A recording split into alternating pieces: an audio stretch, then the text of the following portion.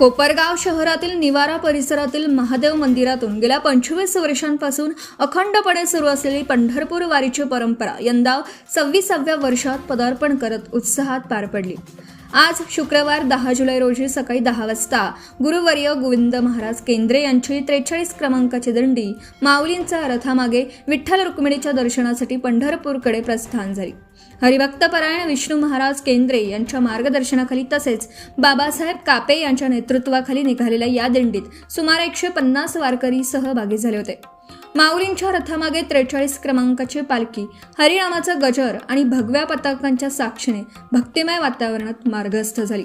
दिंडीच्या प्रस्थानापूर्वी समता पथसंस्थेचे चेअरमन ओम प्रकाश दादाप्पा काका कोयटे यांच्या हस्ते वाहनांची विधिवत आरती व पूजा करण्यात आली।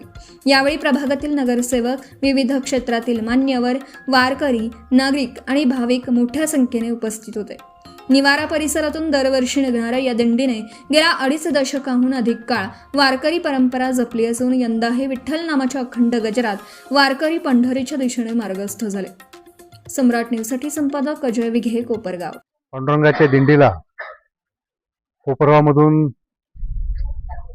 सन्माननीय बाबासाहेब कापे यांच्या नेतृत्वाखाली जवळपास 125 ते 150 भाविक या यात्रेसाठी रवाना होत आहेत।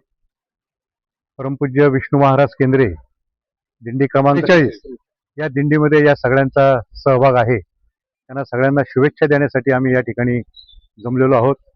सर्व भाविक, सर्व यात्रेकरू यांना या सर्व परिसराच्या वतीनं मनपूर्वक शुभेच्छा। सालाबादप्रमाणे यावर्षीही कोपरगाव येथून 100 ते 125 वारकरी दिंडी क्रमांक 43 मध्ये या दिंडीचं 49वं वर्ष चालू आहे। या दिंडीमध्ये सामील होऊन आळंदी टू पंढरपूर या 300 किलोमीटरच्या प्रवासाला, पायी प्रवासाला निघालेले आहेत।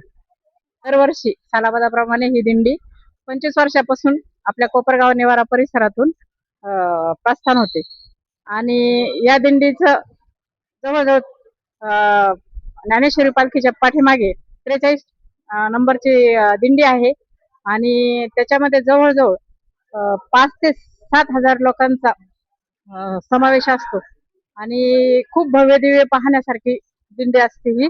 आणि त्याच्यासाठी आम्ही सर्व त्यांना इथे शुभेच्छा देण्यासाठी आलो होतो आणि आत्ताच ते 5 मिनिटापूर्वी रवाना झाले आळंदीकडे आणि आळंदीहून हडपसरहून सासवड पर्यंत, तिथून मग पायी प्रस्थान करणारे यावर्षी इंद्रायणीला पूर आल्यामुळं इंद्रायणी आळंदीतून दिंडी न निघाल्यामुळं हडपसर येथून सुरू होणार आहे आणि इथून ते पंढरपूरकडे रवाना होणार आहे।